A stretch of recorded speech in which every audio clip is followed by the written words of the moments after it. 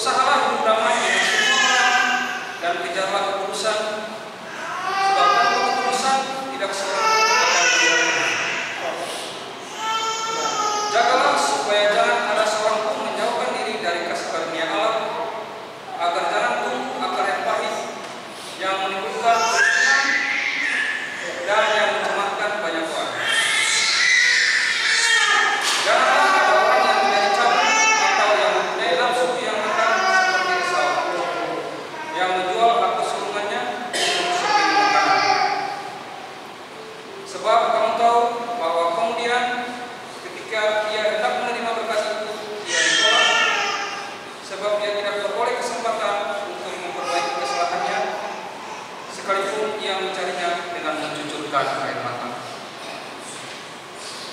Demikianlah firman Tuhan, terpujilah Tuhan Yesus Kristus. Amin.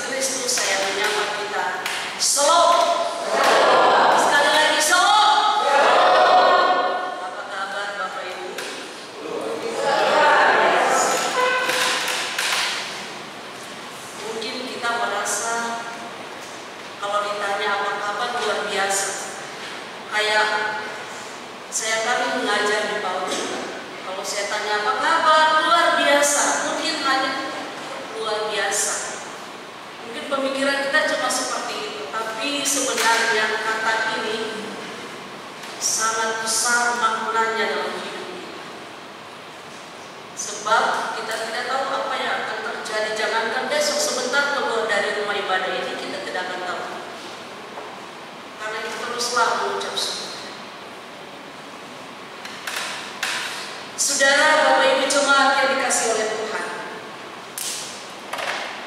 bagi kita yang sudah berumah tangga dan punya anak,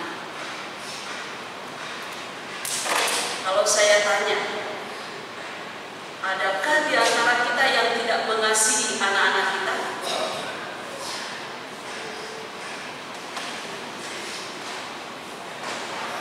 Jangankan anak sendiri ya, ponakan saja, pasti kita akan mengasihi. jangankan manusia, hewan, tumbuh-tumbuhan, kita pasti mengasihi. Kita pasti sayang.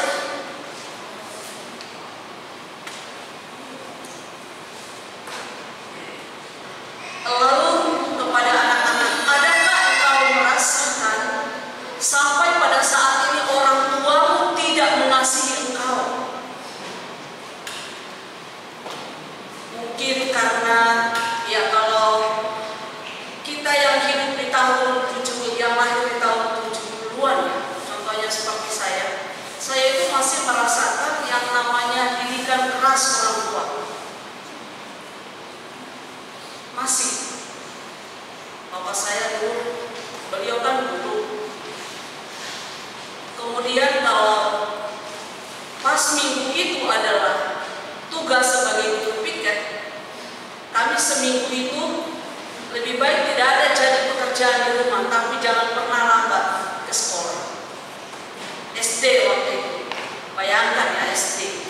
Karena kalau lambat begini, kalau saya lambat, saya pernah kejadian. Kalau saya lambat,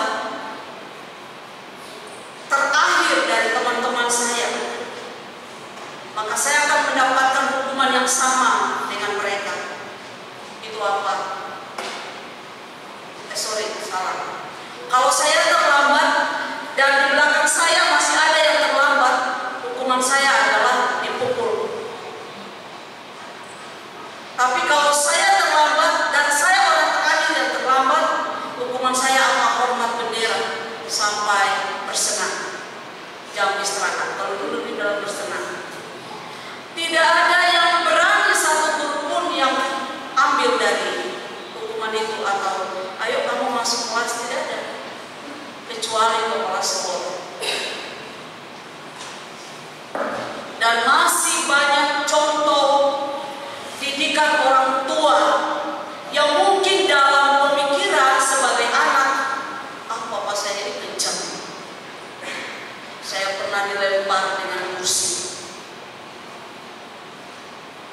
Bahkan sampai hari ini kalau diperhatikan dengan baik di wajah saya ada bekas kuku papa saya. Cuma gara-gara piring pecah.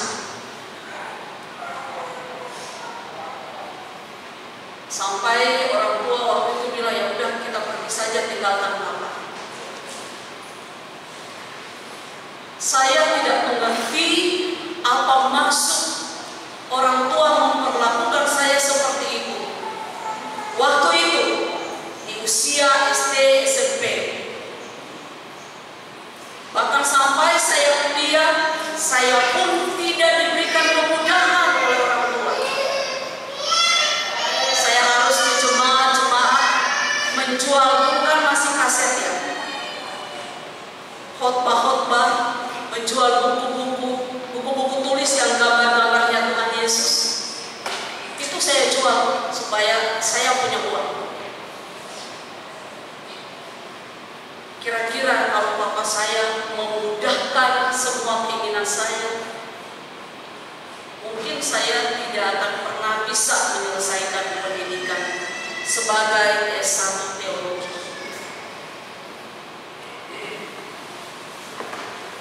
Dan setelah itu terjadi, saya baru mengerti dan memahami bahwa ternyata didikan itu, sekalipun itu keras, tujuannya cuma satu.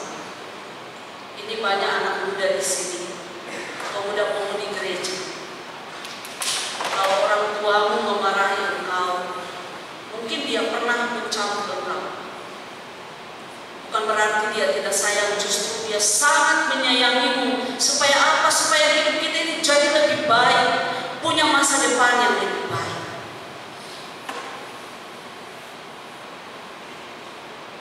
Saya memberikan ilustrasi ini tentang pendidikan atau ganjaran atau ajaran didikan orang tua dalam keluarga, supaya kita bisa mengerti dan memahami tema ibadah kita hari ini, anugerah terindah di balik ganjaran Tuhan. Berbicara tentang ganjaran dalam bahasa Indonesia itu bisa merujuk pada hadiah atau imbalan atas sesuatu perbuatan baik atau prestasi yang kita capai dalam hidup.